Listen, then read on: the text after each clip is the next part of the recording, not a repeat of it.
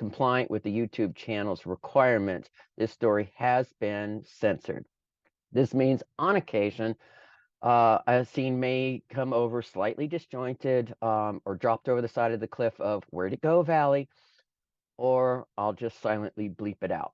Now you know, so let's proceed. If you do want to later listen to a professional audiobook or read the unfiltered edition, you can find Drunken Love on audiobooksbyaria.com or get a copy on Amazon. I'll leave the links below. Don't forget to click the like button and subscribe for more free readings here on YouTube. And feel free to leave a comment in the sections and request your favorite Aria Grace MM romance for future readings. So without further ado, let's get cozy and get reading. Drunken Love, Book 2 of the More Than Friends series, written by Aria Grace. My name's Tarian P.S. This is copyrighted 2023. All rights are reserved. Chapter 1. If anyone had told him that the 7 months he spent being with a man would be the best of his life, Ryan might have punched them in the face. Maybe not punched, but he would have definitely given them a firm shove and a loud scoff at how absurd the idea was. That was before he met Zach. Ryan spent the first 21 years of his life believing he would grow up and marry a woman and have babies and live happily ever after. That's just how things were supposed to go in the small town of Turlock, California, where he grew up. His parents weren't bigots, but he knew they wouldn't exactly be open-minded about their son discovering his homosexuality in college. But it was time he had to tell them. He only had one more year at University of the Pacific, and then he would be moving back home to start his auto fab shop with the financial backing of his parents, and he had every intention of taking Zach with him. They were celebrating their 35th wedding anniversary in June, and Ryan planned to take Zach home for the party and introduce him as his boyfriend. Babe, I think it's time I told my parents, Ryan announced after dinner. Zach finished drying the plate in his hand, then slowly turned around, leaning a hip against the counter. Are you sure? Zach was trying to hold back the grin that wanted to take over his face, but he didn't want Ryan to feel pressured into taking that step. Ryan was getting better about being affectionate in public, but still didn't reference his orientation very often. In fact, Zach had only heard him refer to himself as gay on 2 occasions. But he did always say gay, not bi. But labels weren't that important to either of them. The first time Ryan said it was when his boss Paul wouldn't stop trying to fix him up with his cousin who'd moved into town. The second time was when Ryan was testing out the words in Zach's bathroom mirror. He didn't know that Zach was within earshot. I'm sure I can't keep making excuses about why I don't have a girlfriend, and I want you to go home with me for their anniversary party. They'll need a few months to get used to the idea before we just show up. Zach was beaming. He'd been waiting for the point when Ryan was committed for the long haul and they could start talking about their relationship to the next level. I'm really proud of you, baby. Zach walked around his breakfast bar and stepped into Ryan's arms. I just hope they can handle it. Ryan pulled Zach to his chest and smelled his clean scent. He never felt more content than when he was wrapped up and around Zach's firm body. You smell good. Like garlic? Zach teased, nipping Ryan's ear, then pulling back slightly. I feel like I need to brush my teeth after those tortellinis. I don't think that's it. Ryan turned towards Zach's mouth and trailed soft kisses to his lips. Let me taste, and I'll let you know. Ryan slid his tongue across Zach's lips and just breathed them in. He loved how Zach's hot breath could send shivers down his spine, letting his tongue glide across the front of Zach's teeth. Zach let out a low groan that had them both pressing their hips together. You're killing me. You know I have a call in like 5 minutes. Zach spent all his time working on an app he was developing with some programmers in the Philippines. That meant late nights on the phone and Zoom while Ryan studied and honed his Halo skills. But you taste so good. I wonder what else tastes good. Not until after my call. Zach gently pushed his hands against Ryan's chest. When did you become such a toucher? Ryan laughed. Since I got a smoking hot boyfriend who taught me what feeling good was really like.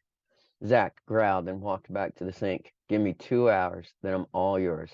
I'm not sure I can wait that long. I may have to get started without you.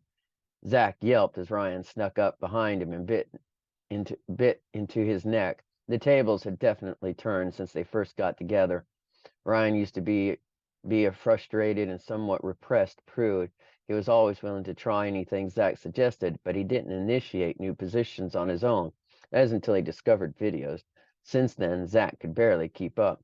He was only 25, but he felt like an old man sometimes when Ryan was really excited. God help him once they officially lived together. Chapter 2.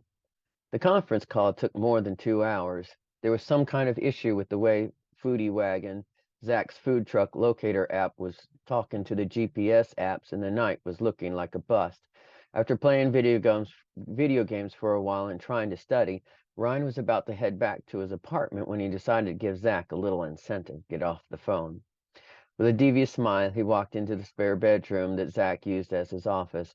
Zach was at the desk that was set up in the wall-length closet with 4 huge monitors displaying lines of code and one window with the face of an older Filipino man in one corner. Ryan walked behind Zach so he was in view of the webcam and waved. "Hey, Edward, how's it going?" The bald man waved back. "Hey, Ryan, we've been better. Sorry this is taking so long." Ryan feigned disinterest as he grabbed the iPad off Zach's desk. "No worries. I know how to take care of myself. You guys just keep working. I wouldn't want to interrupt." Ryan leaned forward and placed a quick kiss on the top of Zach's head. "Don't mind me." Zach was suspicious, but didn't have time for the distraction. They were close to finding the broken code. He just needed a few more hours with Edward, and he was sure they could fix it and move forward with their upcoming beta release. "Thanks, babe." He gave a quick smile to Ryan, then got back to work. Ryan plopped down on the bed to Zach's left and started fiddling with the iPad. He went straight to his favorite video site and pulled up a clip of several men in leather who were standing in a circle above a blindfolded guy. The guy on the floor looked like he was in his early 20s, much younger than the 6 men using him as their toy. Ryan was instantly excited. He undressed and bent his knees, making sure Zach had a clear view if he decided to unglue his eyeballs from his app. Without taking his eyes off the small screen, Ryan mimicked some of the things on the screen. He could feel Zach's eyes on him, but he didn't look over. Yeah, he did. He did. Like the side eye thing. He just watched the movie and imagined he was on the floor with Zach whispering dirty words to him. Zach tried to ignore his lover. He wanted to focus on his work and just finish the call so he could properly enjoy the night with Ryan. But obviously that brat wanted to play dirty. Ryan knew Zach couldn't resist him when he was so desperate for attention. Zach liked it when Ryan begged. When Edward called out to him for the third time, he knew he had to cut the call short and take care of his man, even if he couldn't handle much more of the torture of being so far away. "Ed, I gotta go." He didn't take his eyes off of Ryan as he saved his work and put his computer to sleep. The last thing he heard on the other end of his speakers was Edward's laugh. This wasn't the first time Ryan had interrupted a work session, and Zach prayed it wouldn't be the last. Zach stood up and prowled towards the foot of the bed. "So you just couldn't wait, could you?" Ryan shrugged his shoulders, but didn't look up from the device propped up on a pillow next to him. "I hope I didn't interrupt you," Ryan said as a shudder ran through his body.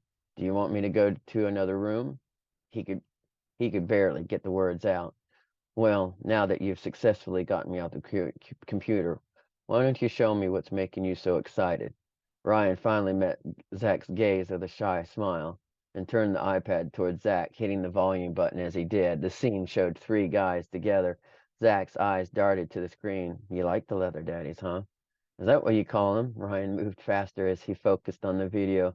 "Is that something you'd like to try?" Unable to respond, Ryan threw his head back and let go. Zach crawled between his legs and lowered his face to Ryan's neck. "My baby wants to try something new." God, that was hot. Ryan raked his fingers through his hair. Zach slowly dragged his tongue down Ryan's chest and belly, cleaning him up in the process. "You're hot, and you're in trouble." Chapter 3. Ryan had been avoiding his mom's call for a few days. He wanted to have the talk with her, but every time his phone rang, he practically jumped out of his skin. When his dad actually resorted to sending a text, he knew he had to call them. "Hey, Mom, how are you?" He was sitting in his apartment while waiting for a load of laundry to dry.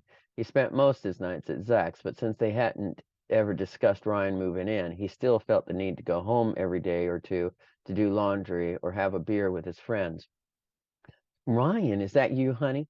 It seems like ages since I've talked to you." They must be running you ragged at work because you never answer when I call. She wasn't intentionally putting a guilt trip on him, but as an only child, he did feel guilty for not checking in on them more often. I'm sorry, Ma. Things have been a little bit busy at work. He took a swig of his beer and clenched his eyes shut. And I've been seeing someone.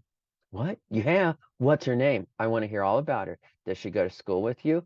He could just picture his mom putting away her knitting needles and turning off the volume on the TV so she could focus on every word he said. Well, Ma, actually, he couldn't say it. He didn't want to keep Zach from them, but he didn't want to upset his mom. Actually, what? She huffed and waited about 2 seconds before drawing on her conclusion.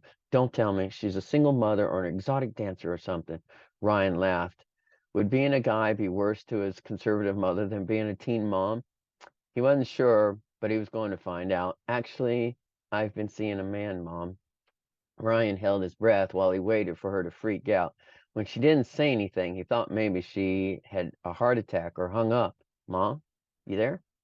I'm here, but I don't think I understood you. I thought we were talking about someone you've been dating. He could hear the tiny sound of her picking up her knitting needles. So what are you saying? Mom, I am talking about someone I'm dating. It's a man, and his name is Zach. Her gasp was a clear indicator that she heard him this time. Ryan, please, tell me this is a joke. If it is, it's not very funny. Mom, I know this is a shock, and it was a shock to me, too. He took a deep breath and let it out slowly, trying to find the words to help her understand. I didn't expect this to happen, and I didn't know I was gay until I met Zach, but I love him. I don't know what to say, his mother whispered.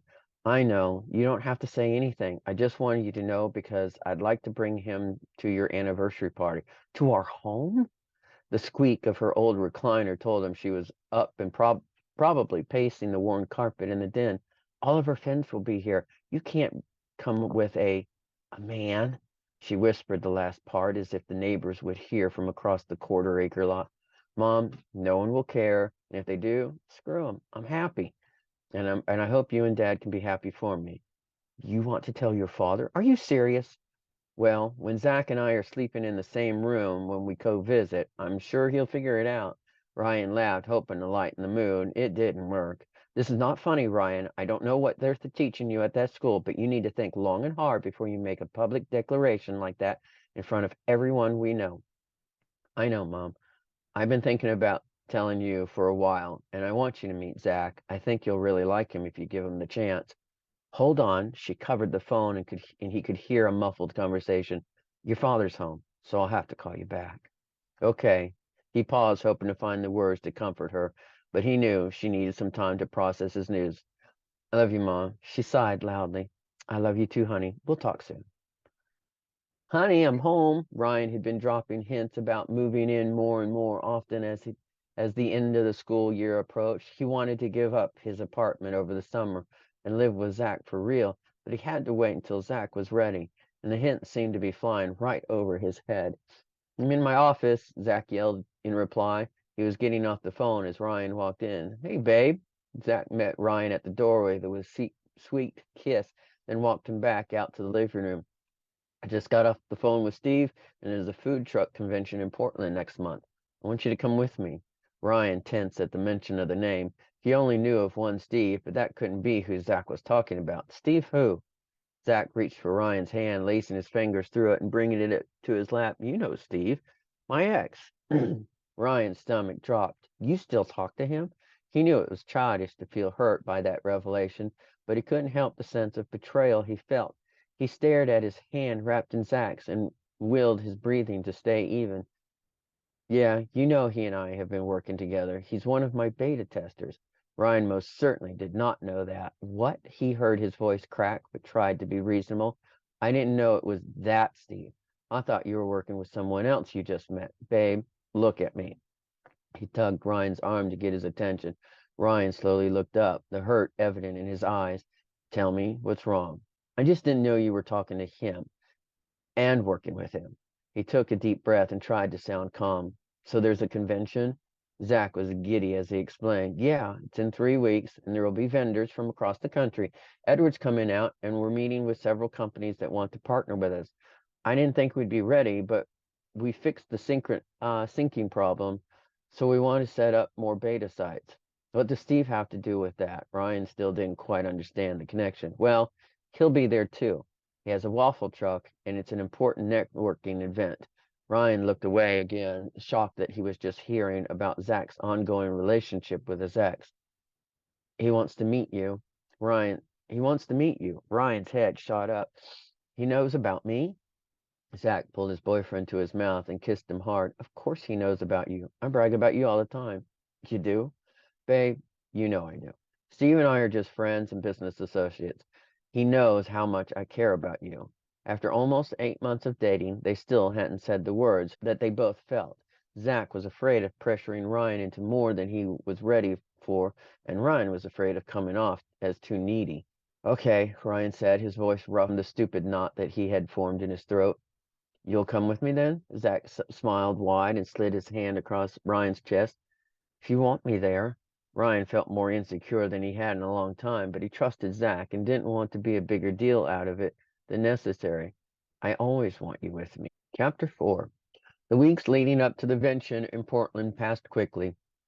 Ryan didn't bring up Steve again, and Zach focused on getting his app ready for prime time. That event would be the first time strangers were invited to see it, and if it wasn't perfect, it could be completely dismissed by the food vendors and the potential customers before it was released. With only a month left of the semester, Ryan spent more time at home and at the library with his study group than he had in months.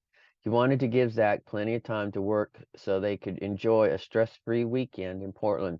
It was only the second trip they'd be taking together, and the first one started out with a flat tire 200 miles from home and ended with Zach getting food poisoning. This trip had to be better than the last. Ryan was supposed to be researching a paper on the Kyoto Protocol, but was mostly staring into space. Yoo-hoo! Anybody home? Sarah, Ryan's study partner since freshman year, was waving her pen in front of his face. Huh? He startled and looked at her. Sorry, what'd you say? What's wrong with you? You've been distracted for days. I know the reduction of greenhouse gases isn't that perplexing. You want to tell me what's going on so you can finish your paper? Ryan didn't want to talk about it, but he needed to vent so he could focus on his work, and Sarah was a good listener. It's about Zach. Sarah closed her laptop and gave Ryan her full attention. Go on. He's working with his ex. His ex is a grad student here. Sarah had met Zach several times and knew he was a part-time teacher on the campus. Not here. Steve, his ex, has a food truck, and I guess he's been testing out Zach's app. Steve lives around here? How come you've never mentioned him before?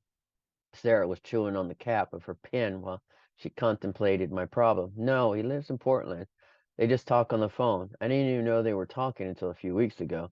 Sarah gave him a patronizing look. They're like 600 miles away from each other and only talk on the phone. Well, yeah, but I didn't know that they were still talking.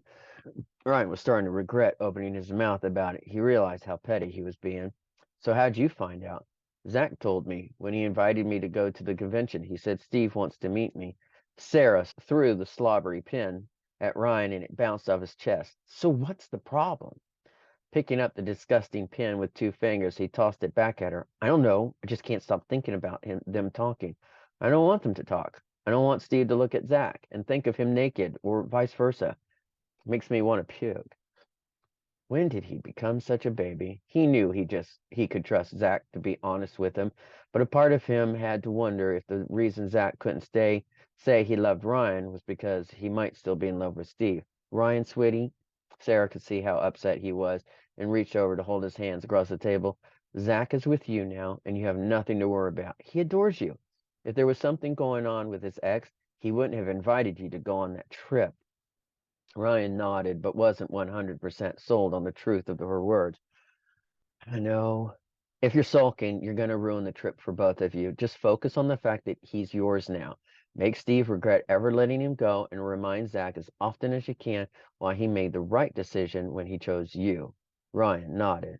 I mean it. Now pull your head out of your butt and get this paper done. Zach is too smart to be with a college flunky, so get yourself together so you can pass econ.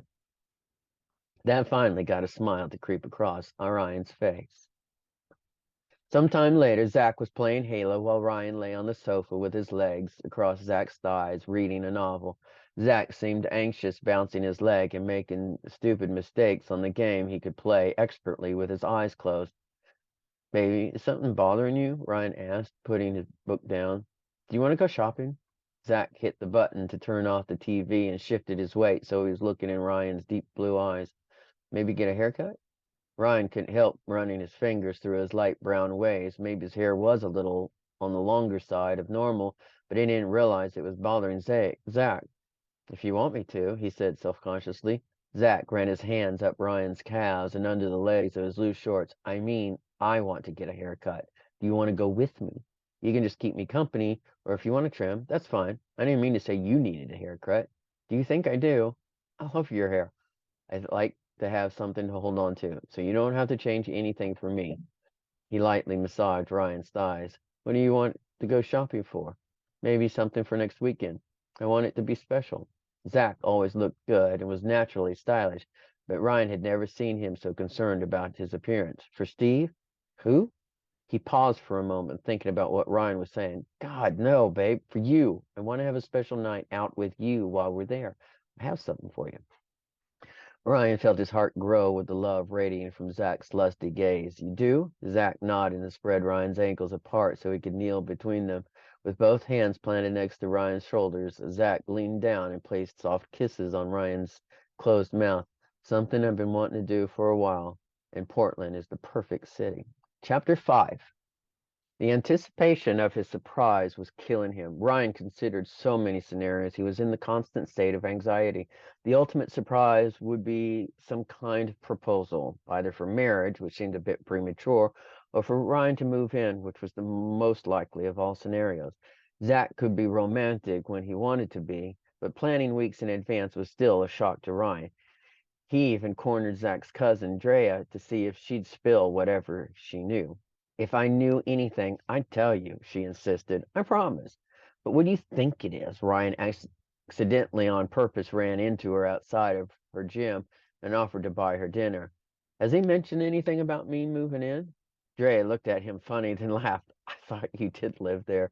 Isn't that why he kicked me out after New Year's? The truth was, Zach wanted his spare room back as an office and used the excuse of needing more alone time with Ryan to get rid of the cousin he adored. Ryan still felt a little guilty about it, but Drea had a great apartment near her office, so it all worked out. I don't officially live there. I still have my place, but I'd like to give it up for the summer. He hadn't touched his burger or sweet potato fries. Are you sure he hasn't said anything? He hasn't said anything to me, and I'm sure he does want you to officially move in, so relax. She motioned for the server to clear their plates. But be careful biting into your dessert.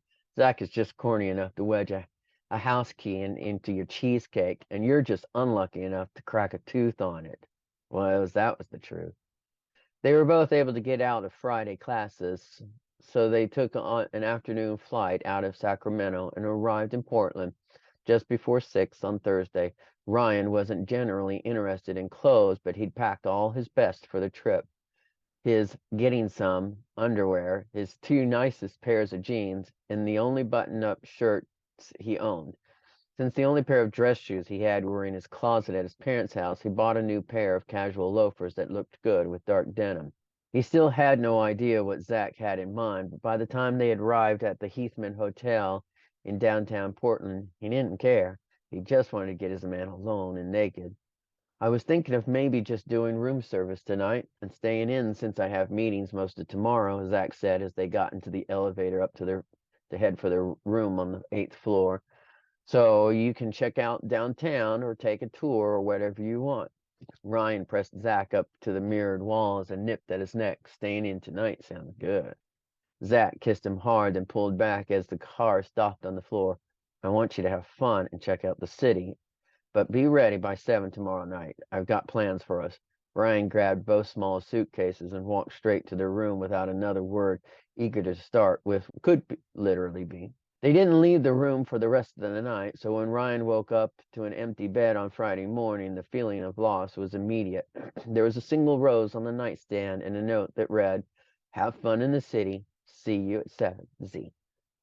The butterflies that had been nesting in Ryan's belly for almost a month started flying again. What did Zach have planned? Ryan didn't have much time to think about it before the knock came from housekeeping, reminding him he needed to get out and see the town before he wasted the entire day in bed. After a quick shower and shave, Ryan was out in the beautiful Oregon sun and headed north on Broadway. He walked down long blocks, stepping into shops along the way and checking out every food cart he passed. The pods of food carts were amazing. He had no idea how many varieties of gourmet and not so gourmet food could be purchased from the window of a small trailer. As he came across a waffle shop, he couldn't help but slow down to peek inside. The first one he saw had a line of people that indicated a worthy snack locale. The aroma of sugar and chocolate emanating from the order window reminded Brian that he'd skipped breakfast, so he slipped in line and craned his neck to get a better look. The inside of the trailer was elevated, so Ryan couldn't see the person at the rear, but the guy taking orders was a tatted out bodybuilder with super short hair and more piercings. It was definitely not Steve. An hour later, with a belly full of fried dough and powdered sugar, he couldn't stomach another purchase, but the line of sight into the kitchen made Ryan's heart sink. There was an older woman at the irons and a very fit, very attractive guy taking orders. Under the solid white V-neck T-shirt was an even more solid chest and biceps that threatened to tear the arms at the seams. He belonged in a protein shake commercial and not in a pastry kitchen, but his easy smile and wavy blonde hair made Ryan fairly certain he was looking at Zach's ex, and the thought was devastating. Despite Zach's plans for a special night, if he was still in touch with that perfect specimen of a man, Ryan had little hope of keeping his heart forever. With his head hanging low, Ryan trudged back to the hotel to mope. It was only 4 in the afternoon, but the weight of his dollar caused him to fall face first into bed and quickly succumb to a restless sleep. The phone buzzing in his pocket woke him up at 5:30. Hey, babe, you almost ready? Brian brushed his palm across his face to wake himself up. Yeah, almost. You on your way back? I'm about 10 minutes away, but I was hoping you could meet me in the lounge when you're ready. There's something I want to show you before we go out. All right. Ryan ran to the bathroom, pulling his shirt over his head as he went. What should I wear? Something casual but nice. Maybe that blue button down I like. Ryan could hear the smile in Zach's voice, and it was such a nice change from the anxious nerves they'd both been fighting all week. I'll be down there in 15. Ryan wanted to say the words that were always on the tip of his tongue, but he didn't want to ruin Zach's special night. Instead, he went for safe but true. I've missed you. Missed you too, Zach said in a breathy voice before disconnecting the call. Zach was sitting at the corner table near the window when Ryan entered the lounge. The nervous smile on Zach's face was quickly replaced by sheer joy at seeing his lover walk toward him. Zach stood as Ryan reached the table and gave him a somewhat awkward one-armed hug. Ryan tried to wrap his arms around Zach, but it was stopped before he could. Easy, baby. I'm a little sore. There were only a few times Ryan could recall Zach being a little sore, and all of them were the result of some experimental play. Why are you sore? Ryan didn't want to sound demanding, but he couldn't keep the edge of his voice. There shouldn't have been anything physical about his meetings all day. That's actually what I want to show you. Zach motioned for Ryan to sit down in the chair on his right. Once Ryan was seated, Zach scooted his chair close enough that their knees were touching. I've been thinking about getting a tattoo for a while, but just didn't have anything meaningful in my life to warrant such a permanent mark. Ryan had never heard Zach talk about a tattoo, but the direction of the conversation made his breath hitch. Not trusting himself to speak, he just nodded and scanned Zach's body for a new marking. Well, the past 8 months have been the best of my life.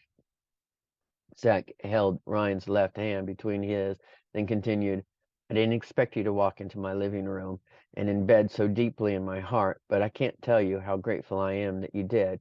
Ryan swallowed hard and wondered if maybe this was going to be a proposal after all. Me too, baby. So today I got this. Zach pulled away from Ryan and slipped off the light jacket he was wearing. Circling his right bicep was a tribal band with a braided design that formed a loose infinity symbol. The dark lines were perfectly aligned, obviously drawn by a talented artist, but the pink skin surrounding it kept Ryan from running his fingers over the design.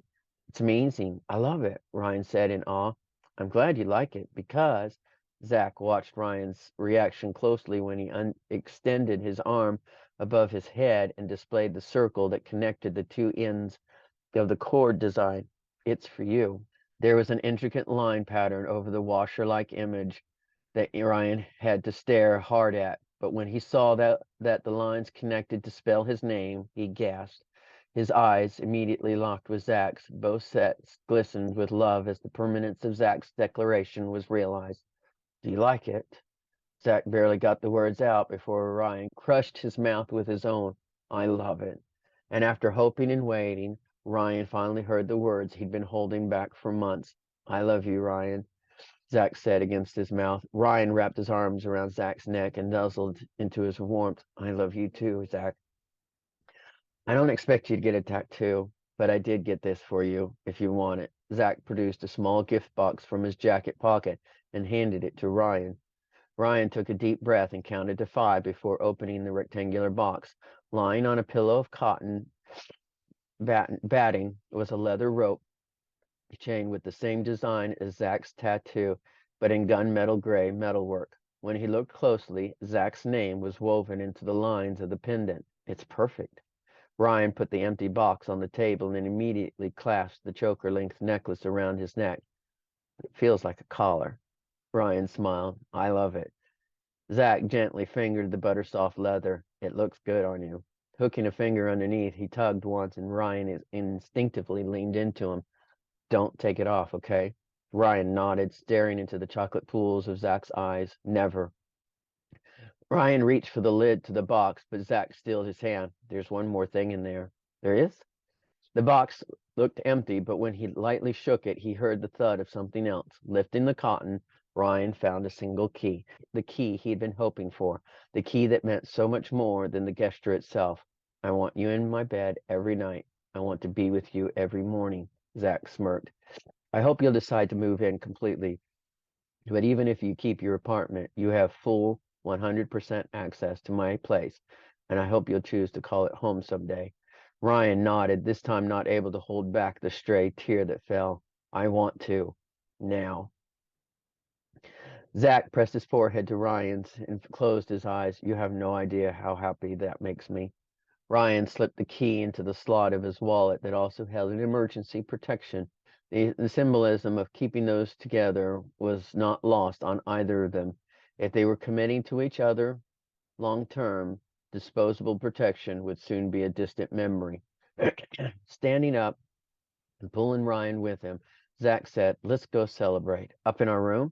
Ryan leaned forward and nipped Zach's earlobe. Please say yes. Later, babe. I've got reservations to a cool little jazz place, and we're going to be late. Jimmy Mac's was cool. The 15-minute walk from the hotel was brisk, but felt refreshing after downing a Jack and Coke before they left. Despite his usual self-consciousness with PDAs, Ryan couldn't keep his hands off Zach. As they walked, Ryan's hand started out lightly wrapped around Zach's left arm, but by the time they crossed the first street, Ryan's fingers had slipped inside Zach's back pocket, and they were hip to hip with Zach's arm on Ryan's shoulders. At a corner table near the stage, Ryan and Zach cuddled together in the shadows and listened to a jazz trio belt out beautiful music. What are you going to have, babe? Ryan asked while studying the menu in his hand. Zach glanced at his menu. Filet mignon sounds good. What about you? Zach smiled as he watched Ryan's hands go up to the ring around his neck, pressing his fingers to the letters around it. He looked hot, wearing Zach's name. I'm thinking the halibut. Ryan looked up and noticed Zach watching his unconscious fidgeting. Sorry, I just want to make sure it's still there. Zach was beaming as he leaned down and kissed the cold metal in the hollow of Ryan's neck, left a trail of kisses back to his mouth. Don't apologize. I'm just glad you're willing to wear it, Zach whispered against Ryan's mouth. Ryan pressed his whole palm against his neck. No backsies. Zach laughed. Wouldn't dream of it. Unless I find a sexier guy named Ryan. Ryan pinched Zach's thigh. Hey, that's not cool. Swatting his hand away, then catching it and bringing it to his mouth, Zach kissed the center of Ryan's palm and looked into his darkened eyes. No backsies. Chapter 6. The next morning, Zach was awakened exactly how he said he wanted to wake up every day. It didn't take long for Zach to become fully aware reaching down to hold Ryan's head in place while Zach moved above him. Ryan could do that for hours. Maybe their activities the night before left Zach a little sensitive because he didn't last long. Ryan worried he was becoming his father, a self-fulfilling prophecy of doom. His dad had a lot of theories about why things would go wrong, and not surprisingly, things always did go wrong. He was never satisfied and never allowed himself to be happy. Ryan could not become that man. He deserved better, and more importantly, Zach definitely deserved better. Ryan caught up Zach's chest and settled his weight across his body. Good morning, baby. Yes, it is. Zach pulled Ryan's mouth to his own. I think I could get used to that. You better. Ryan's fingertips walked lightly from Zach's hips to his chest and back down, the soft touch causing Zach's flesh to sprout bumps. You ready for round two, Slugger? Yes, but what time is it?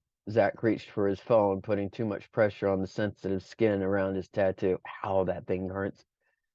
Ryan flinched. Do you regret it? Zach didn't even hesitate. Not even a little bit. I just want to get past the pain stage. Ryan grabbed his phone and checked the time. It's almost 8. Do you have to be anywhere today? Unfortunately, Zach rolled over so he was straddling Ryan. I've got a few more meetings today, and then I'm all yours until tomorrow night. Are you going to hang out until around 1? I can meet you for lunch and then we'll figure out what we want to do from there. Yes, but I'll miss you. Ryan already wanted Zach to himself. He had to remind himself that in just a few hours he'd get that. His hand instinctively went to the cord around his neck. Zach smiled at Ryan's words, but mostly at the motion. Then I better give you something to hold you over until I get back. His former worries forgotten, Ryan threw back his head and let Zach give him a proper good morning kiss, too. Ryan spent a few more hours in bed before heading out towards Powell's bookstore. He wandered the aisles looking for something fun to read and finally settled on a trashy romance with 2 hot guys on the cover. Maybe he'd learn something he wasn't getting from the videos. With his book in hand, Ryan went to the restaurant at 1 and settled in at a table with a Coke. Zach had texted that he'd be another 20 minutes, but Ryan didn't mind waiting. The book was better than he expected, and it was nice to read for pleasure instead of for school. He'd just gotten to a sexy scene and was deeply engrossed when he heard a throat clearing above him. Startled that he'd been caught reading something naughty, Ryan hid the book under the table and looked up, expecting to find an offended old lady about the lecture about him on public property. He almost passed out when he realized he was looking into the sea green eyes of the hot bodybuilder dude from the first waffle truck he'd visited the day before. Hello? Ryan didn't know what the guy wanted, but he was never one to be rude. Can I help you? Are you Ryan Edwards? The deep voice was confident and held an air of authority. It didn't match Ryan's memory from ordering his chocolate-covered waffle. Yes. Not knowing anyone in Portland, Ryan immediately worried that maybe something had happened to Zach. Is everything okay? He asked in a slightly frantic voice. Yeah, sorry. The stranger held out his hand. I'm Steve Montgomery, a friend of Zach's. Ryan didn't mean for his jaw to drop, but once his brain finally caught up to the fact that the hot guy with eyebrow piercings, ear gauges, and serious tattoos was Zach's ex, he was speechless. How could this guy be the one that got away from Zach? Would they have stayed together if Steve's dad never got sick and needed his son's help? There were too many what ifs to imagine. Ryan forced his hand to make contact with Steve's to offer the slightest grip his non-responsive muscles could muster. Hi, Steve. Nice to meet you. You mind if I sit down? Steve asked, waving to the seat across from Ryan, aka Zach's seat. Sure. I hope I'm not interrupting anything. I just really wanted to meet you. Zach had said so many great things about his Ryan that I couldn't let you leave town without at least a hello. His Ryan, huh? That brought a small smile to Ryan's face, despite the discomfort of being approached by a stranger who clearly had the upper hand in the background information department. No problem. I'm just waiting for Zach. Steve sat down and folded his hands on the table. So how are you liking Portland so far? It's great. I walked around yesterday, checked out the area. It's really pretty. Ryan debated whether or not to mention his waffle, but didn't want to come up later, so he blurted it out. I didn't realize it was you, but I grabbed the waffle at your truck yesterday. What'd you think? It's delicious. Glad you liked it. His voice dropped an octave. His eyes seemed to linger on Ryan's mouth. Was that flirting? Ryan checked the time on his phone. 1:15. Zach would be here in a few minutes. So, how's the convention going? Steve looked up into Ryan's eyes. It's fine. I was on the show floor for a few hours yesterday afternoon and have some meetings later today. He glanced at his watch. In a few minutes, actually. But I thought I recognized you from your pictures, and Z mentioned you were staying here. Z, using a nickname for Zach, was such an intimate gesture. Ryan didn't like it at all. Yeah, he should be here any minute. The smirk on Steve's face told Ryan he could see right through him. Steve knew Ryan was uncomfortable being alone with him. I don't know if he mentioned it yet, but I invited the two of you to my place for dinner tonight. It's been so long since we've had the chance to catch up, and who knows when you'll be back up here. No, he didn't mention it last night. Ryan didn't realize his fingers were twirling the leather collar around his neck. In less than 24 hours, it had become his most prized possession. Ryan expected they would spend the evening alone, but maybe Zach was looking forward to visiting with his old friend. Again, not wanting to be rude, Ryan agreed. Sure, that sounds good. Steve studied the pendant at Ryan's neck. Is that? He was interrupted when Zach showed up. 1 second, Steve was staring at Ryan's long fingers curled around the cord, and the next, he was looking at the back of his former lover's head. Zach went straight to Ryan's mouth and kissed him hard. Hi, babe. I missed you. Ryan visibly relaxed once Zach was at his side, practically in his lap. He smiled against Zach's mouth. I'm glad you're here. Steve just stopped by to introduce himself. Zach stood with his hip to Ryan's shoulder and his arm on the back of his neck. Hey, man, how's it going? Great. Your boy just agreed to meet me tonight for dinner. Is 8 good for you guys? Zach stiffened and his grip around Ryan's neck tightened for just a second before relaxing again. Sure, we can do 8. You have the address, right? Steve looked up at Zach with a smirk. Text it to me. Zach raked his fingers through the back of Ryan's hair, soothing both of them in the awkward moment. Will do. I've got a meeting upstairs with the HRZ Foods, so I'll see you guys tonight. He put his hands on Zach's shoulder and gave him a squeeze. Zach winced at the close proximity to his tattoo, but didn't say anything. As soon as Steve was gone, Zach replaced him in the chair across from Ryan. He picked up a menu and pretended to study for a minute before looking up at his stunned boyfriend. Ryan couldn't quite understand what just happened. He had a million questions running through his head, but one seemed to be the most pressing. When did you show Steve my picture? Zach was surprised by the question, but then the pieces fell into place. I didn't, but he probably saw that picture I posted on St. Patrick's Day. Ryan cringed. The one with the green top hat? Come on, you look great in green. I was proud of my little leprechaun. Ryan lightly kicked his shin under the table. I can't believe he recognized me from one picture 2 months ago. It was a little creepy. Then an even worse realization hit Ryan. He closed his eyes and frowned.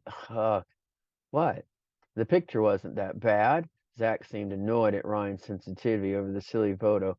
Who cares what he thinks? It's not that. Ryan felt lame for admitting it, but it was too late to drop it. I stopped by his waffle truck yesterday and didn't know he was Steve. He probably recognized me then, but didn't say anything. I feel stupid. Ryan dropped his head in his hands. He didn't mention stopping by a waffle truck.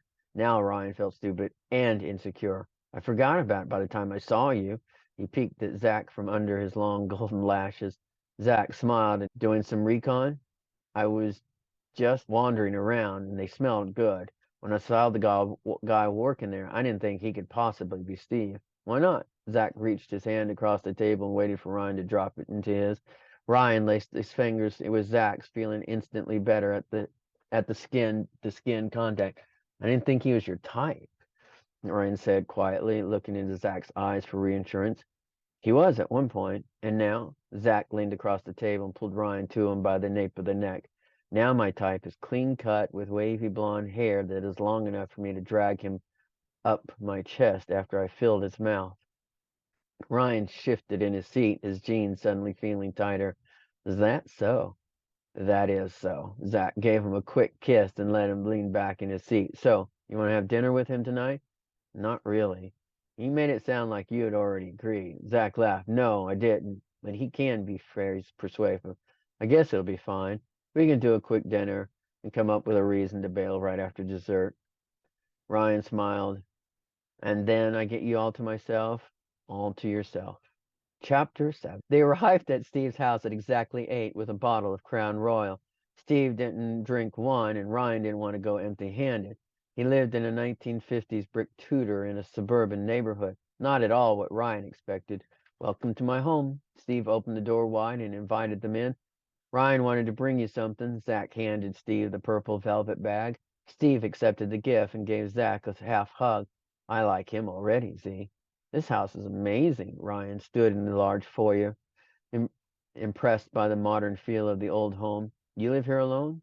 Steve stepped up to Ryan and gave him a hug. At the moment, Steve stood back, but left his arm over Ryan's shoulders. Let's have a drink before dinner. They walked into the large family room that had a wet bar in the back. Steve pulled out the bottle of Crown and held it up. Should I pop it open? Zach glanced at Ryan. Yeah, sounds good, Ryan said as he sat in the middle of one of four sofas arranged in a square. Zach sat beside him, placing his left arm over Ryan's shoulders. Ryan, I know Z likes his neat. How do you take yours? Ryan heard the innuendo in the question, but ignored it. On the rocks is good. Steve brought a tray with the tumblers and set it on the coffee. He handed each man their glass and settled on the other side of Ryan, to old friends and new experience. Zach nudged Ryan a little closer to him as they each took a drink. How did the meeting with H or Z go? Zach asked. Scooting forward to face Steve, Ryan felt awkward between the two men, but it would have been rude to move, so he shifted his weight so he was leaning into Zach and half facing Steve as well. Good. They're open to licensing my toppings, so we'll see how that goes. I might be down in your neck of the woods more often if it goes through. That's great, Zach said with a little less enthusiasm than Ryan expected, but still more than he wanted to hear.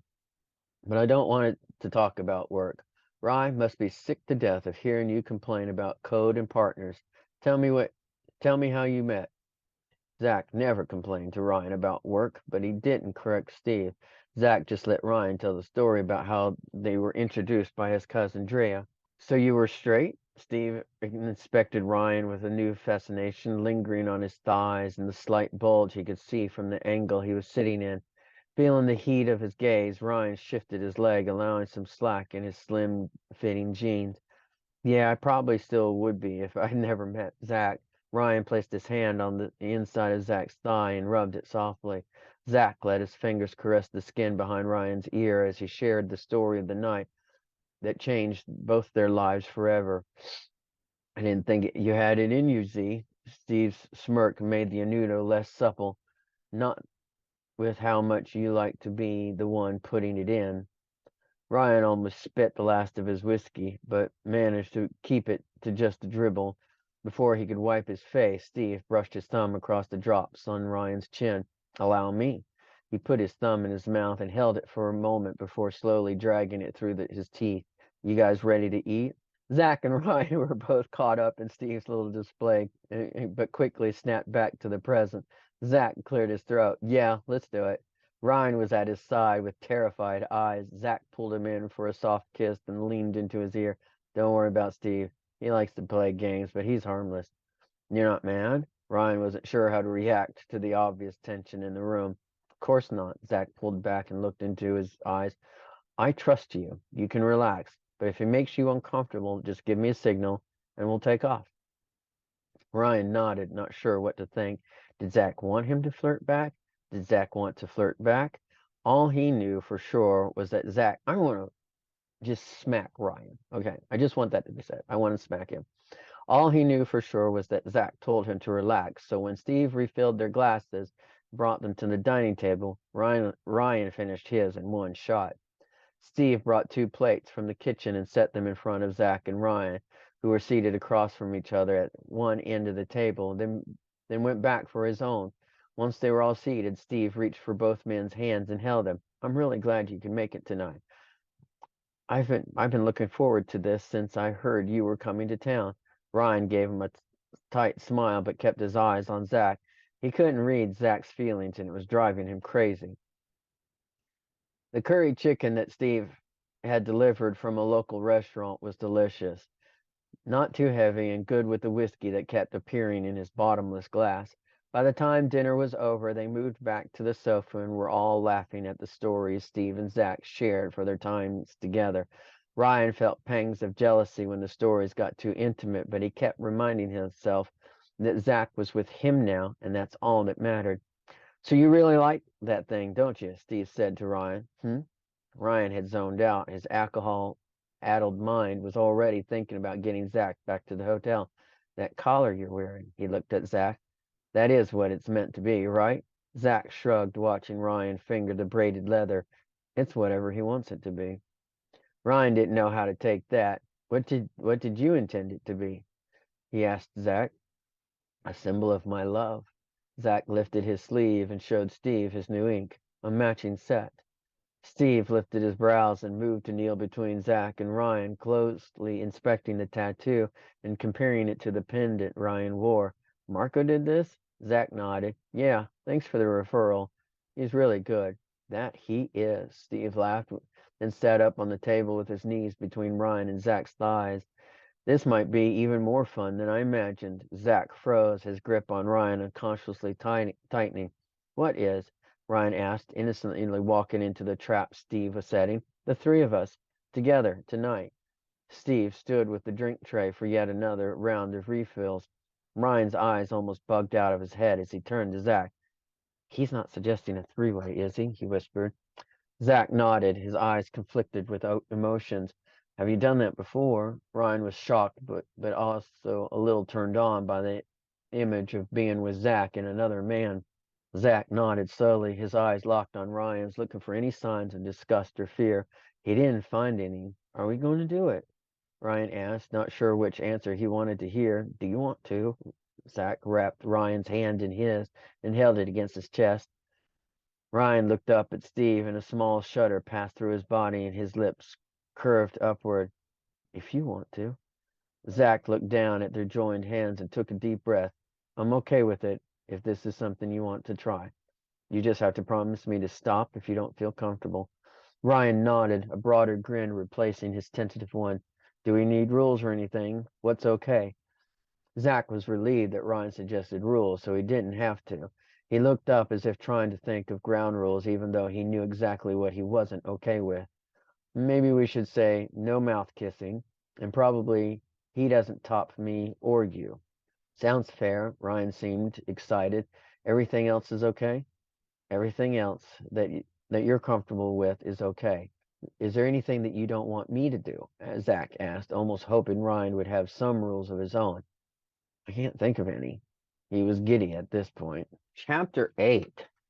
After final drink, Steve walked them up to his master's suite. He'd done a lot of remodeling after his father passed and left him the family home. That included tearing down a wall between two rooms to create a huge suite with a sitting area, a hot tub, a swing in one corner, and a bed that had to be at least 50% bigger than the standard king size. Oh, Ryan said quietly when he walked into the room. Zach was less surprised by the setup. Steve liked to shock people into doing things they weren't comfortable with. That's why he initially pursued Zach, and that's why he was so enamored with Ryan. You want to try that first? Steve asked, walking up to Ryan and resting his hands on his hips, working his fingers lightly under the hem of his shirt. Ryan had seen videos of men in swings, but never imagined being in one. He looked to Zach with wide eyes. Zach shrugged. Maybe later, Ryan said, feeling self-conscious now that another man's hands were actually on him.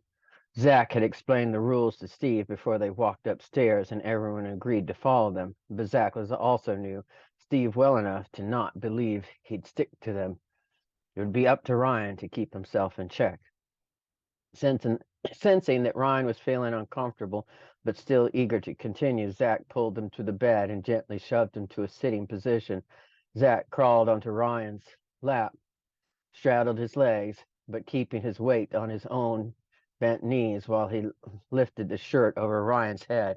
Once his back was bare, Steve climbed onto the bed behind Ryan and started to rub his shoulders.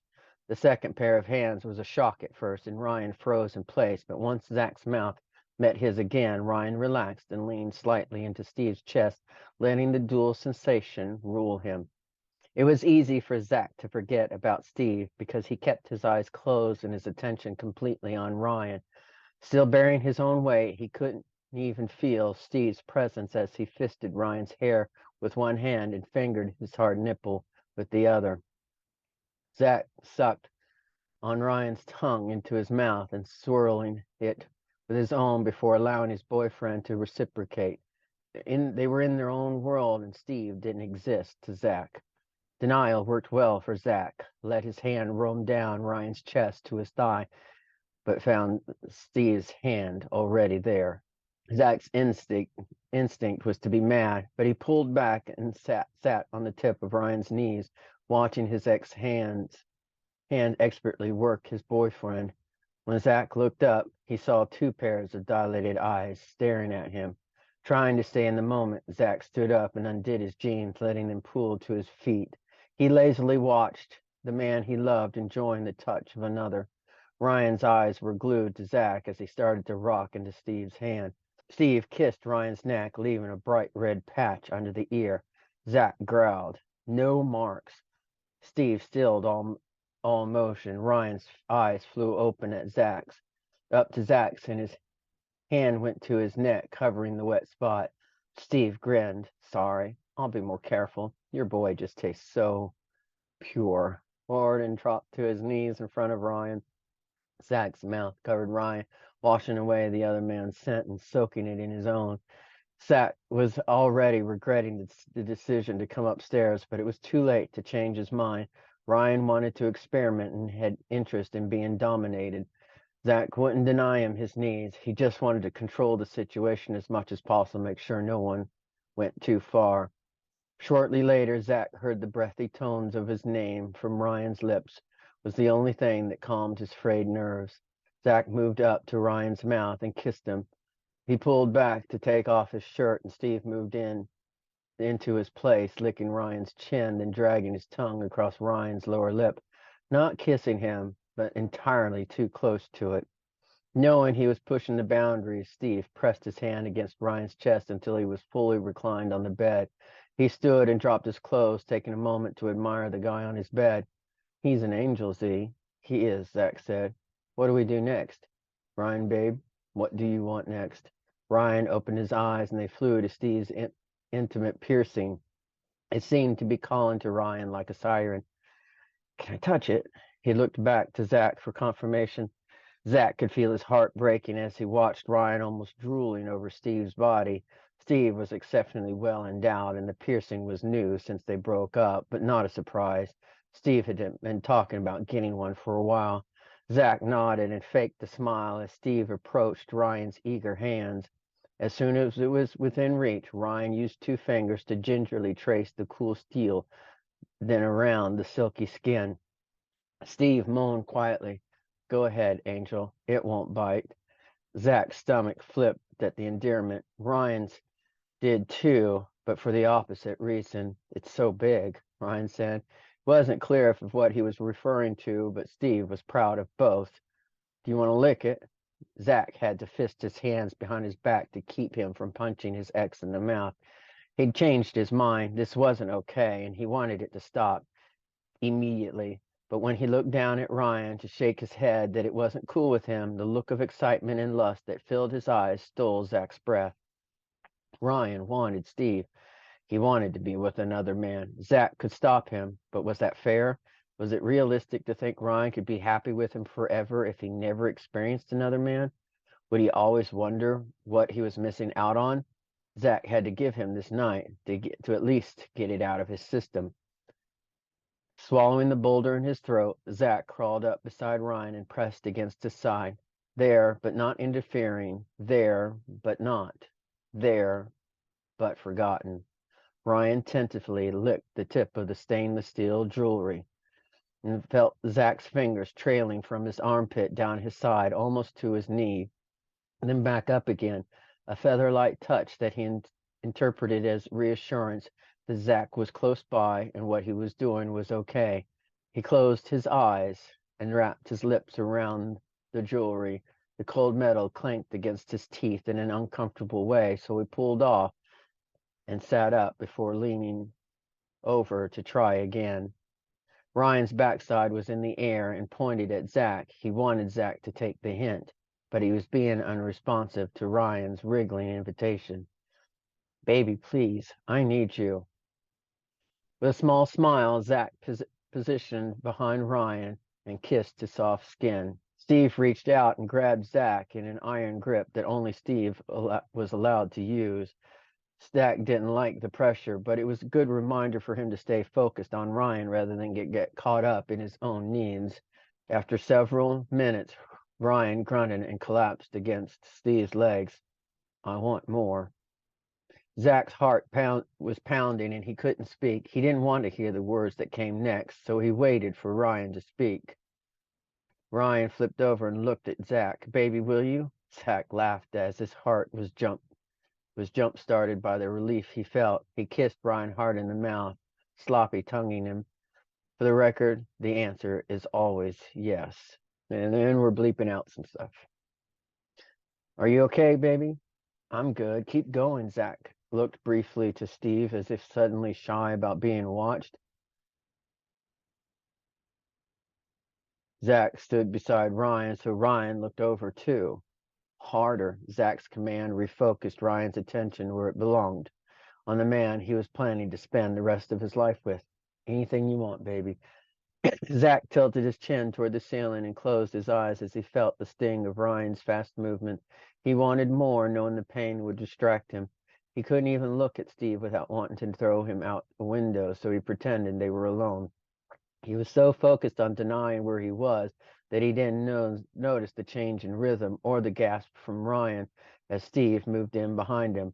Zach threw his arm, his inflamed and tattooed arm, over his face and tried to hold in the tears that leaked out as Ryan grunted out another man's name. No longer able to look at either of them, Zach took a deep breath and rubbed his hands over his eyes, wiping away the salty betrayal that pooled in them. Ryan fell forward on Zach's chest. Zach gently scooted out from under him and went to the bathroom. He turned on the shower and stepped in, not wanting to hear or think about what was still happening in the room without him. Once the tears were gone and he felt enough time had passed that he could leave, he wrapped the towel around his waist and walked back to the bed. The scene that he walked in on hurt almost more than Ryan's broken promise. Ryan was curled into Steve's body, both sound asleep as if they had never been more content. Ryan, both of his arms wrapped around the bulging, decorated bicep he rested his head on. Ryan looked like an angel, like Steve's angel. Zach quietly gathered his clothes and put them on, watching and waiting for Ryan to open his eyes and beg Zach to come to him, or better yet, to beg for forgiveness and insist on leaving immediately. Neither happened as Zach stared at the bed for hours. Chapter 9. Ryan woke up on Sunday morning feeling someone behind him before remembering the night before. Cracking open one eye, he looked for Zach. He didn't immediately see him, so he reached for Steve's hand and tugged it away from his body. Where's Zach? He asked, groggily, still sitting up and looking around the room. Not here. It took a second for Ryan to process the words. He turned to Steve. What does that mean? Where is he? Ryan's hand flew to his neck to let the leather cord soothe him as his mind considered Steve's words. When his fingers came up empty, Ryan clawed at his neck, then around the pillow to find his necklace. It was gone. Ryan promised Zach he wouldn't take it off, but he'd lost it at some point during the night. That's when the reality of what he'd done finally sank in. You broke our rule. Ryan couldn't believe what was happening. You promised not to, and you did. Just give him some space, Angel. He'll get over it. He knew what would happen when he agreed to it. He just needs some time to coddle his ego. He'll be back. Steve tried to reach for Ryan's hand, but Ryan jumped from the bed and scrambled to find his clothes. Not even bothering to look for his socks, Ryan pulled his phone from his jeans and dialed Zach as he ran down the stairs. It went straight to voicemail. Ryan knew he'd screwed up big time. Ryan made the same promise Steve did, and in the heat of the moment, he didn't stop Steve. If he was being honest, he wanted Steve to do it. He just wanted Zach to be okay with it, and apparently that wasn't the case. Baby, please don't be mad. I'm sorry I let this happen. I'm on my way back now.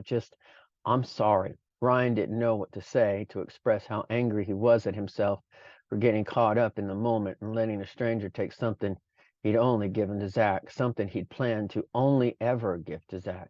Ryan walked to the 3 blocks to the main street, then turned down toward the hotel while looking for a taxi. One finally came and took him the longest 7 miles of his life. Pounding the button for the elevator didn't make it arrive any faster, but he felt better doing it. His stomach was in knots and he wanted to puke, so taking his anxiety out on the silver arrow gave him a tiny outlet for relief. But nothing would make him feel better than looking into Zach's eyes and seeing love and forgiveness. Until then, he wouldn't be able to breathe right. Ryan fumbled with the key card far too many seconds before the light switched to green and finally let him in the room. He expected to find Zach asleep inside, angry and hurt, but waiting for him. What he found was more devastating than he could have imagined. The untouched bed held only a note. With heavy steps, Ryan reluctantly read the words that dropped him to his knees quicker than a kick to the gut would have. Ryan, I'm so sorry I brought you here. I knew this could happen, but I thought I could handle it. It's obvious that you need some space to further explore who you are and what you're looking for. I'm giving you that space now so you don't resent me later. I'll always love you, but I can't be with you anymore. I won't hold you back in that way. Enjoy the rest of the weekend in Portland and be safe. Zach. Ryan screamed in anguish as the words he read sunk in. Zach didn't want to be with him anymore. Zach took his necklace and left him in another man's bed. Terrified of what he'd find, Ryan reached into his pocket and pulled out his wallet.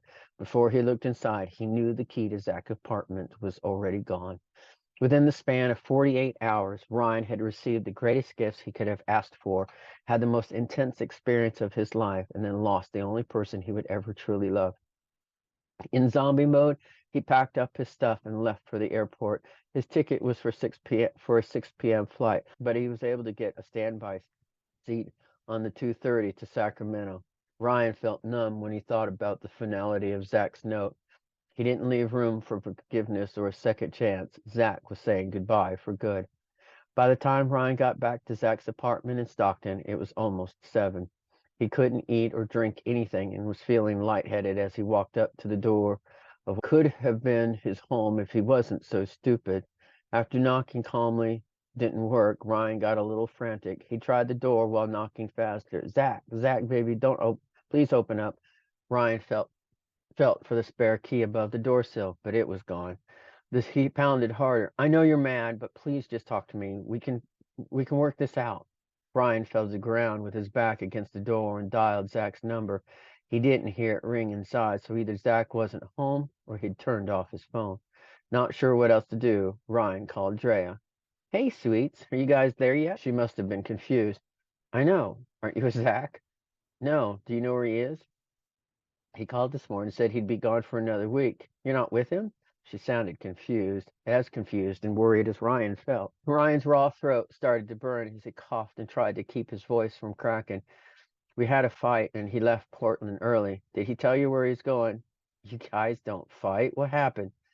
It was bad. I can't even talk about it. Please just tell me where he is. I have to talk to him.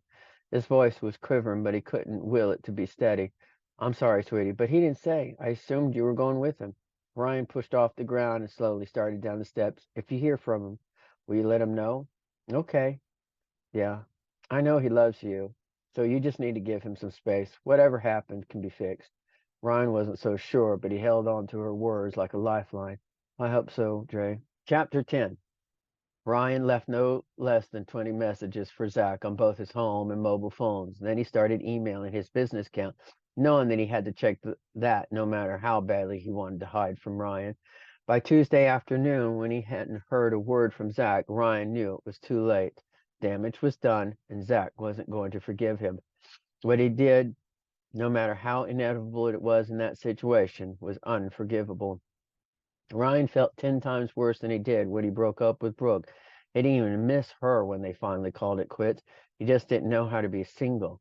He still didn't, but now that he knew the kind of deep, all-encompassing love that he had had with Zach was truly gone, he couldn't function. He called in sick for work and he emailed his professors that he wouldn't be in. Then he curled up in bed and stared at a picture of Zach. When his phone rang on Wednesday morning, Ryan almost cried when he saw it from Zach's house line. Zach, baby, I'm so sorry. Ryan, it's Drea. Drea, what are you doing at Zach's? Where is he? He needed me to change some settings on his VPN so he could log in remotely, but he wouldn't say where he was. She wasn't as sympathetic as she'd been on Sunday. What'd you do to him, Ryan? Why? What'd he say? Nothing, but you just apologized, so you must have done something, and it must have been bad if he isn't planning to come home anytime soon. Now she was just mad. Dre, I screwed up. It was stupid. We made some bad choices, but I still let stuff get out of hand. I just need to talk to him. Ryan would give anything for a chance to beg for forgiveness. Did you tell him I wanted to see him? She was silent for a moment. Yeah, I told him. He said he'd call you. When was that? Ryan put her on speaker and scrolled through his list of recent calls to see if he'd missed one from Zach, but nothing. Last night. Damn it. Ryan wanted to throw the phone against the wall. Just when he calls again, tell him I'm sorry and I love him and I need to talk to him. She grunted, but agreed.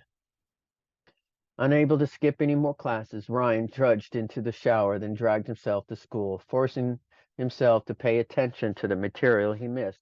He was able to distract himself for the day, then again when he got to work on Wednesday night. Paul wasn't in, so that was a bullet dodge. If his friend and manager thought he was single again, he'd be bugging Ryan about getting back on the horse or the stallion, as Paul liked to joke since Ryan came out to him several months earlier. He processed his orders mechanically, not letting his mind wander to what could have been, what he would never have. He drove past Zach's apartment every night, hoping to see a light on or a shadow in the window, but the same timed lamp was the only light he saw every night.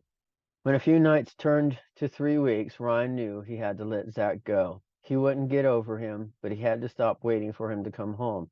School ended with the finals that Ryan barely passed, and before he realized it, he was driving home to spend time with his parents for their anniversary party. During the entire time of his depression, Ryan hadn't spoken to his parents beyond a quick message to say he was on his way.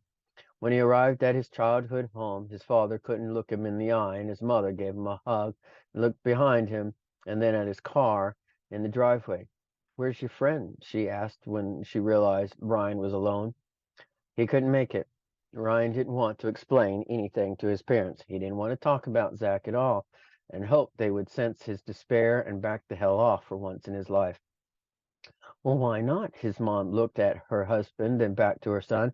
Is it because he thought he wasn't welcome here? She actually looked remorseful, and that pissed Ryan off even more. Well, he wasn't. If he did come, would you have made us feel like we were doing something wrong? Would you have allowed him to sleep in my room with me? Don't talk to your mother that way. Ryan's father finally stepped forward, placing his arm around his wife as her eyes began to glisten. Whatever. I'm here. He's not. I'll be in my room.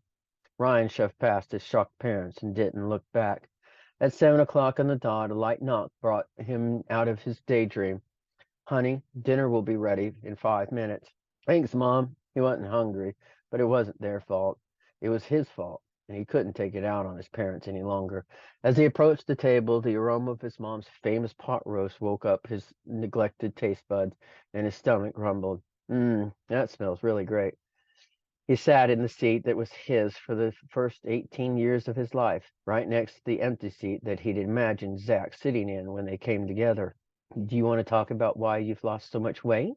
His mom could gauge his weight to the pound, always knowing when he was eating, even a few too many or few calories when he was growing up.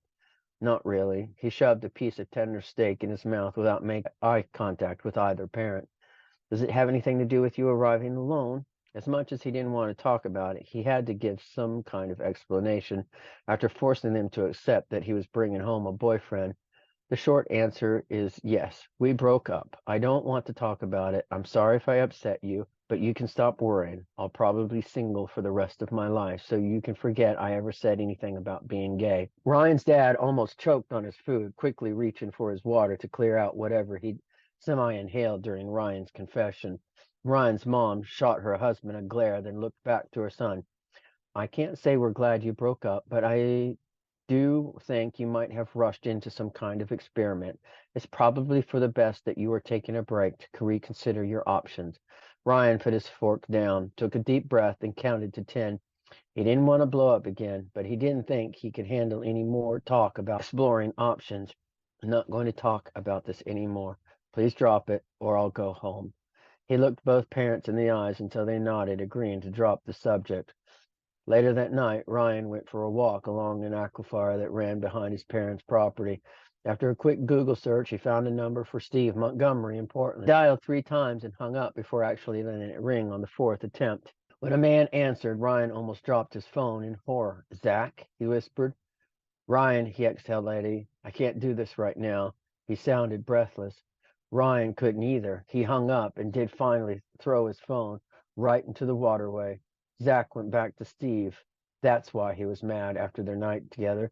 He wasn't mad because Ryan let someone be with him. He was mad because Steve was the one doing it. It all made sense. Zach had been acting weird from the time Ryan agreed to go to Portland with him. The whole production with the necklace and tattoo was probably more about Zach trying to force himself to love Ryan and not about his true feelings for Steve that he was obviously trying to repress. Well, that was over. Zach was at Steve's house and would likely stay there indefinitely. School was out, so he had no reason to go back until August. Even then, he could just as easily finish his degree from Portland. Ryan would never have to look at him and be reminded what he lost, or maybe whatever he never truly had. Chapter 11. It was 4 days later that Ryan finally mustered the energy to drive to the mall and buy a new phone. He didn't actually need one, but it was too foreign to not have one that he couldn't resist any longer. His best friend from high school, Erica, went with him. He told her most of the story. She cried with him when he explained that Zach went back to his ex and was probably moving in with him. Erica was just as shocked as everyone else when she learned that Ryan went from Brooke to a man. But since she thought Brooke was the Wicked Witch of the East, she wasn't surprised that he'd given up all women after dealing with her for 4 years. They sat in the food court, binging on fried cheese sticks and cherry limeade while Ryan tried to figure out his new phone. It was the newest model because he was eligible for an upgrade and had a lot more features than Ryan's previous model. When they finally figured out how to check voicemail, Ryan just hit the speaker button, placed the phone on the table to let them play. The first was from a 503 number and came in a few hours after he'd called Steve's place. Ryan, it's Steve Montgomery. Please call me. His stomach rolled and he put down the cheese stick that he was halfway done with. The next message came in the following afternoon. Ryan, please call me back. I need to talk to you. Why was Steve calling Ryan? Was was he going to gloat about getting Zach back? Did he need to rub salt on Ryan's wounds to make himself feel better? How could Zach go for such a jerk? Ryan realized that he probably didn't know Zach as well as he thought. When the third message began, Ryan was half a second away from deleting it when he heard the voice that he missed with his entire being. He hesitated just long enough to be broken all over again. Ryan, it's me. I just wanted to apologize for not getting back to you sooner. I know I didn't handle things well, but I hope you're enjoying your freedom. This is the right thing for both of us. Ryan picked up his phone and raised his arm, but Erica lunged for it, stopping him from throwing the $400 device that he'd only owned for an hour. She immediately deleted all the unheard messages and stuck it in her purse. Now you have closure. It's over. You need to move on. He wants you to move on. Sometimes what you want and what you get are two different things. It was the beginning of July, and Ryan wanted Zach more than anything. But he knew that wasn't possible, so what he needed was a distraction from everything that reminded him of the happy times he spent with the man. Everywhere he went held some kind of memory that chipped at another corner of his jagged heart. His parents hadn't asked him again about his love life, but they did call once a week to offer to transfer him to the local state college that would allow him to move back home for his final year. They even dangled the money to start his auto fab shop as an early graduation present to get him to come immediately.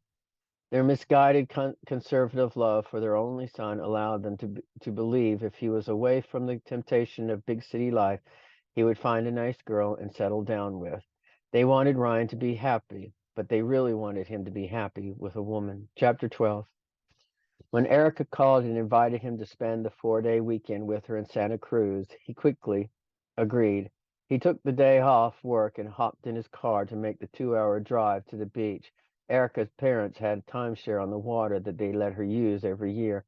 So by the time Ryan arrived at noon, the beachfront condo was already full of people, and the grill on the back patio was loaded with burgers and hot dogs. You made it! Erica jumped into Ryan's arms and kissed him right on the lips. It was sloppy but friendly.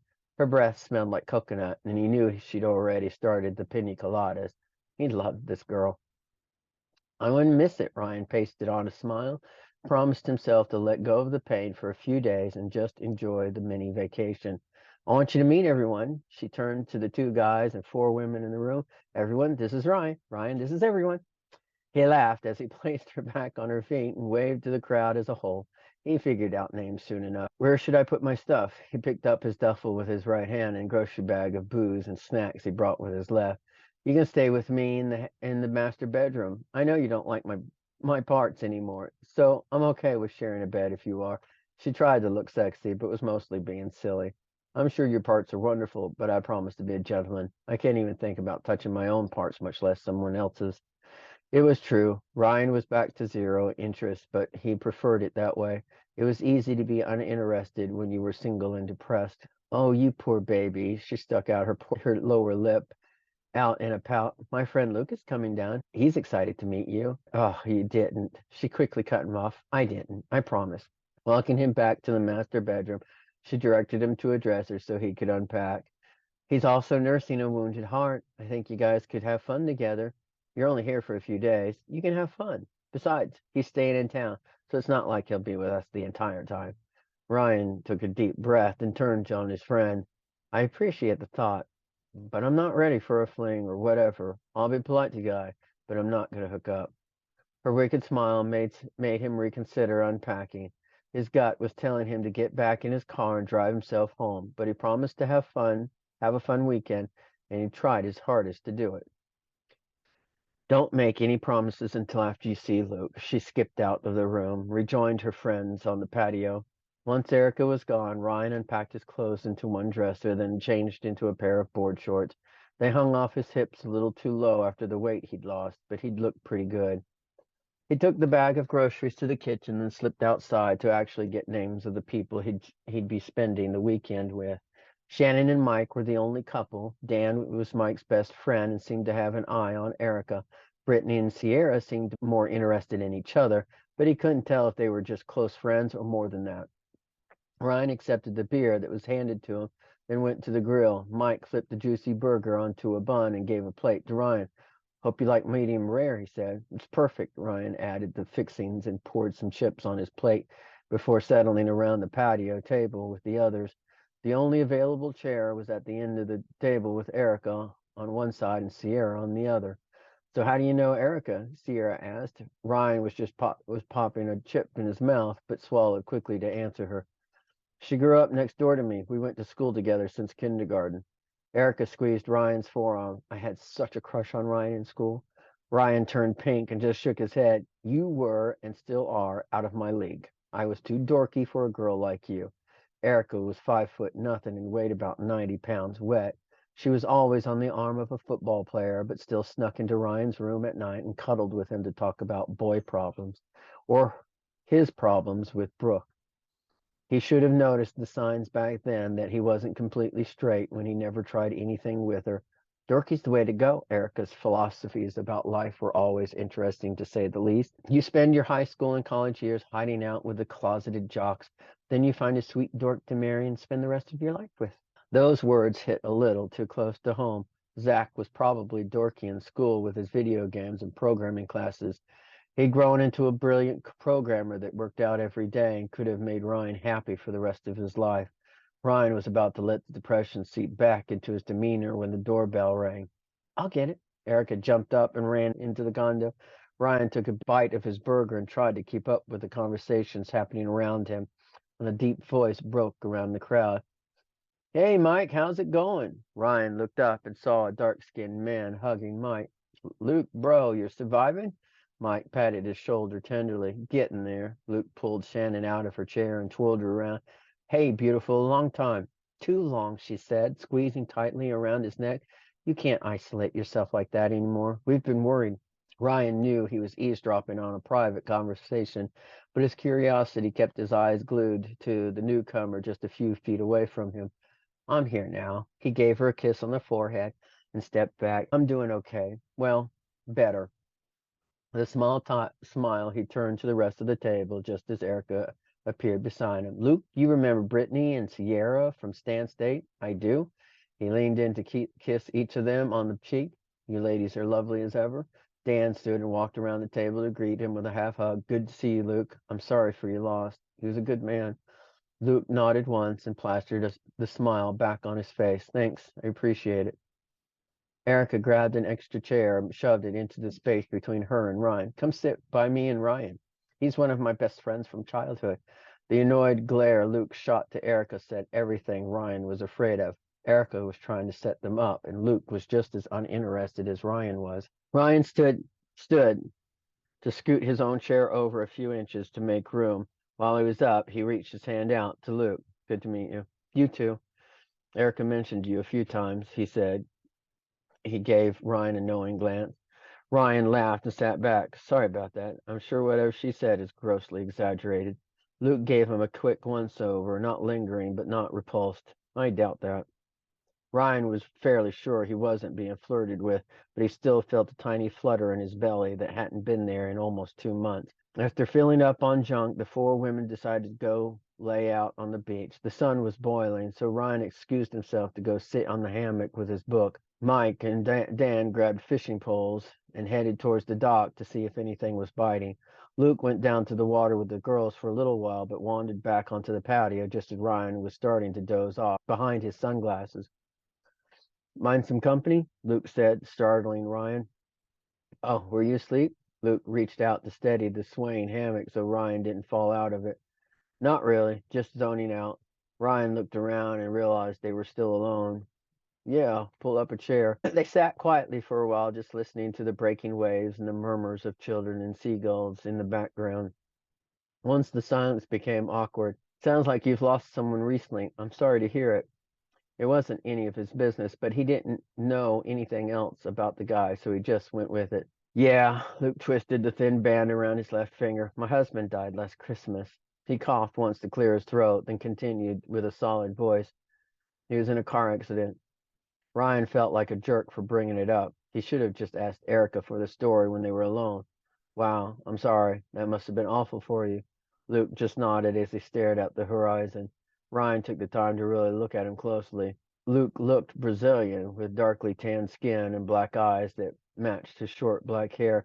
He was about 5'10" with compact muscles, and he was beautiful. Luke must have felt Ryan's stare because he turned quickly and caught his eye. Luke's slow smile revealed bright white teeth under those full pink lips. Thanks. It's been rough, but I'm starting to feel human again. This weekend is the start of me getting back to my friends and the people I still have. I have to keep reminding myself that there are still some people that I care about and that care about me. Ryan felt the truth of those words. Eric must have been recycling the same speeches to Luke that she gave to Ryan. For better or worse, they applied in both cases. Yeah, I know what you mean. The man sat in silence for the next hour until the girls came in to shower. Dan and I have dinner duty tonight, so we'll have it ready by 7, Erica said as she shook out her sandy towel and draped it over the railing. Ryan nodded as she followed her friends inside. When Ryan glanced towards Luke, the chair he'd been in was empty. Ryan wondered if he'd been rude by not saying more to the guy, or if he'd been an idiot by saying anything at all. Chapter 13. Ryan didn't go back outside until closer to 7:30. The smell of steaks called out to him until he couldn't resist any longer. Dan was just pulling 3 large tri-tips off the fire and setting them on a platter to rest. There you are. We thought you passed out on us. Dan handed Ryan a beer, and they walked to the table and sat down. So you grew up with Erica. I bet she was trouble as a kid. Ryan laughed. That was an understatement. Every time Ryan had ever been in trouble was because Eric talked him into doing something he wouldn't have done on his own. That's for sure. My parents threatened to move after the second time we were brought home in the back of a police cruiser because she insisted on breaking into an empty office building and sneaking up on the roof with a six-pack for the second weekend in a row.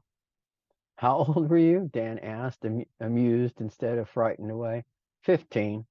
I thought back on those days and wondered how things might have been different if I'd tried to kiss the boy. I probably would never have met Zach. Luke walked out and headed toward the steak, tearing a piece off the corner. That's good. Hands off. They need a few more minutes before we can open them up. Luke popped the stolen meat in his mouth and came to sit on Ryan's other side. Eric insists that I get to know you better, so do us both a favor and tell me something about yourself so I can shut her up. That's my cue to leave. Dan stood and walked towards the patio door. Then he looked back at us and grabbed the platter of meat and took it with him. Ryan and Luke both chuckled as they watched him hide away with his bounty. Well, Ryan had no idea what to say. I just finished my third year at UOP. I'm studying business, and I was just dumped 2 months ago, so I don't know why the hell Erica thinks I'm ready to move on. Ryan took a long swig of his bottle, so he didn't have to meet Luke's gaze. Fair enough. Luke held his hands up in surrender. I was just making conversation. Ryan closed his eyes and took in a long inhale through his nose and out through his mouth. Sorry, I know you're dealing with your own grief. Much worse than mine. I'm just being a baby. No, you're not. You still need time. I get it. I do too. But from one guy to another, it will get easier. He nudged his knee against Ryan's. I won't ever get over Cliff, but I'm finally at the point where I want to start living again. I can imagine being happy someday. That's the first step. Ryan nodded and stared at the boats littered across the horizon. I can't imagine being happy. I can't imagine being distracted. I can imagine being distracted for short periods of time, but not truly happy. Ryan cleared his throat, but that's why I came. I'm hoping to be distracted this weekend and just have fun. Luke tipped the bottom of his bottle towards Ryan's. Let's just have fun. They clinked just as the girls and the steaks finally came back out for dinner. It was almost midnight when Dan pulled Erica off his lap and took her inside. Ryan vaguely wondered where they were going because he was supposed to share a room with her, and Dan was going to crash on the sofa sleeper. It didn't matter. Ryan could just as easily pull out the sleeper for the night. After a lapse of judgment on his part, he spent the better part of an hour playing quarters with Tequila, and that wasn't a good idea.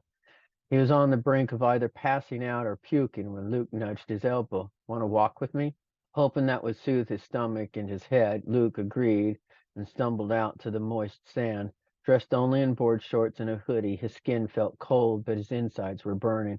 He definitely had a date with the porcelain gods in his future. I have this theory. Luke was still holding Ryan by his elbow, half leading him and half. Ryan didn't know what the other half was he was doing. What's that? Ryan asked, trying to focus on walking straight and listening to Luke. We're only here for 3 nights. He stared at the pristine beach ahead, and they kept walking. Then we probably won't see each other again. Ryan knew where he was going with this, but didn't have the brain power to come up with words to stop it, so he stayed silent and just nodded. So if we wanted to have a no strings attached hookup, we totally could. Ryan felt a chill run through his body. Look, I really. Luke stopped walking and turned to face Ryan. Just think about it. I know you aren't looking for anything, and neither am I. Sleep on it. If you still remember this conversation tomorrow, you can let me know what you think. Ryan let his chin drop to his chest, and he heaved loudly. Okay. Without another word, they walked back to the condo. Luke gave Ryan a quick hug at the back door, then walked toward the parking lot. Ryan let himself in and fell on the couch, not bothering to pull out the sleeper. Before his brain could stop, he was dialing Zach's number. If he was going to even consider anything with Luke, he had to know that there was absolutely no chance left with Zach. He didn't want to hear the words, but it was time to start living again.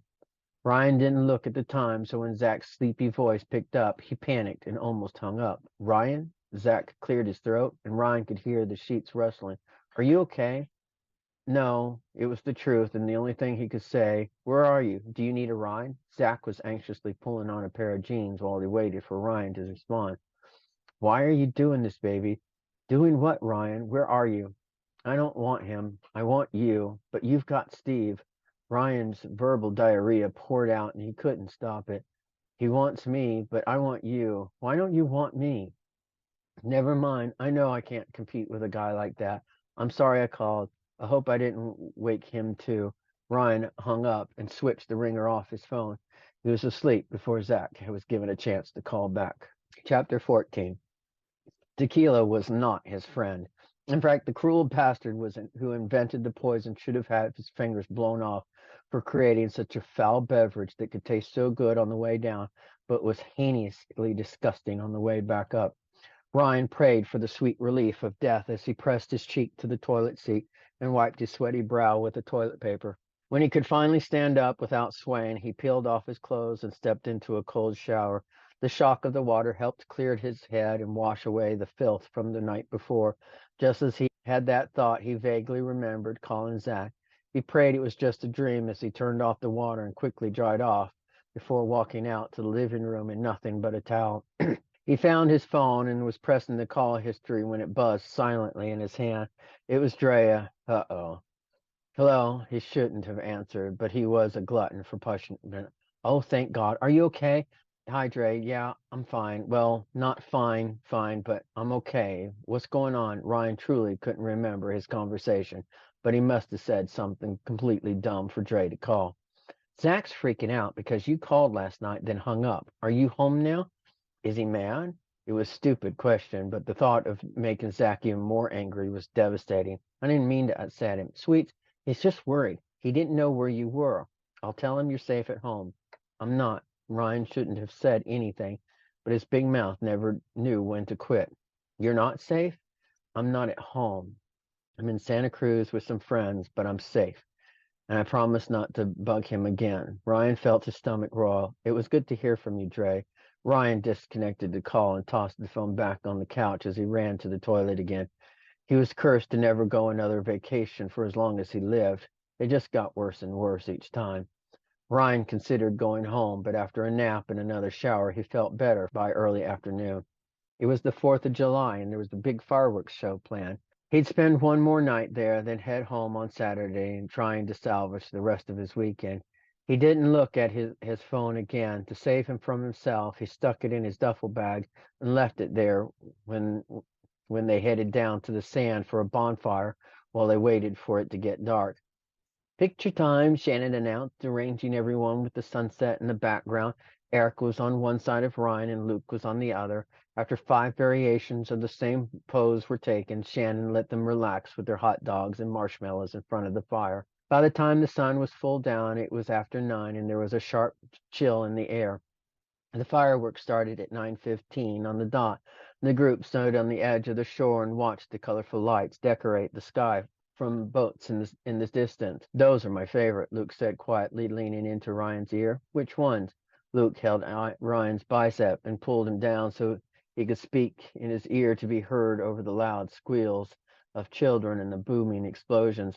See the white ones that burst after the big red showers? Ryan looked in the direction Luke pointed. Yeah, those are cool. They remind me of snow, Luke said. I've never actually seen real snow, but I imagine that's what it's like. It's kind of like snow. Ryan smiled at the simplicity of the moment. Then he felt the warm hand wrap around his other arm. Ryan, the voice that he heard in his dreams but didn't think he'd ever hear in person, was close enough to his ear that it sent a shiver down his spine. He turned and looked into the beautiful face of the man he loved. Zach? Zach looked away from Ryan's eyes and down to the hands clutching his bicep. Am I too late?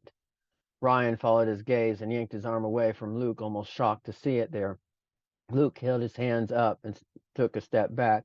He smiled and looked to Zach. It's never too late. Then he walked away and left them alone, staring at each other awkwardly. What are you doing here? Ryan asked. I drove up this morning. It wasn't until I saw you tagged in a picture that I knew exactly where you were because you wouldn't answer my calls. Zach tentatively reached out and placed his palm to Ryan's cheek, brushing his thumb over the single tear that leaked out. Ryan, Zach said, am I too late? Ryan pressed his hand over Zach's, holding it firmly against his skin, then nuzzling his nose into it. He shook his head, looking right at Zach. I've missed you so hard, baby. Zach took another step forward, so he was mere centimeters away from Ryan's body. Can you forgive me for being an idiot? Ryan wanted to scream out that there was nothing to forgive, but that wasn't entirely true. What about Steve? He choked on this name that would always haunt him. What about Steve? Zach took a step back, guarded and hurt. Are you still with him? Ryan looked down at Zach's bicep, trying to peek at the hand that once held his name, but had been changed. Hey, Zach nudged Ryan's face toward so he could watch those crystal eyes dance with firelight in the background. I never went back to Steve. I will never forgive him for what he did to us. But you were there. Zach leaned in and kissed Ryan very gently, barely grazing his soft lips. I had some meetings in Portland and he asked me to watch his house because he was out of town. You haven't been living with him? God, no. I can barely stand to work with him, but we have some mutual partners, so we have to be civil. I was staying at my parents' house in Auburn. Ryan let out a shaky breath and put his hands on Zach's waist. Are you really back? Do you forgive me? Zach's face was pained, but they had to get this out before they could consider moving on. We both made bad decisions that night. I knew Steve would try something like that. I think I just hoped you wouldn't go along with it, even though I said it was okay. Ryan felt guilty all over again. I'm sorry. I don't know why I didn't stop him. I didn't stop him either, Zach said, but I did let my stubborn ego get in the way of the best thing that's ever happened to me. Me? Ryan couldn't keep his voice from cracking. I'm sorry, baby. I can't live without you. Zach pulled him against his chest and held him tightly. Please come home. Ryan nodded in Zach's neck, not able to speak through the knot in his throat. Zach brushed the damp eyelashes against Ryan's shoulders. I have something for you. Ryan pulled back. You do? Zach nodded and leaned in for a kiss that started out gentle but quickly turned rough, like they couldn't get deep enough into each other to make up for the lost time together. When Ryan felt Zach's hands meet at the back of his head and the cool metal of his missing pendant fall into the hollow of his neck, he let out a whimper of joy that was embarrassing but completely unavoidable. His fingers immediately flew to the leather cords that he'd grown to love so dearly during the short time he wore them. You still want me to have this? Ryan asked through blurry vision. Zach smiled. No backsies. Thank you for listening to this censored version of Drunk in Love by Aria Grace. For the unabridged version, visit Audiobooks by Aria to get a copy. Next in the series here's Steve's story in Choosing Happy. Thank you. Have a good night. I'm Tarian. Enjoy.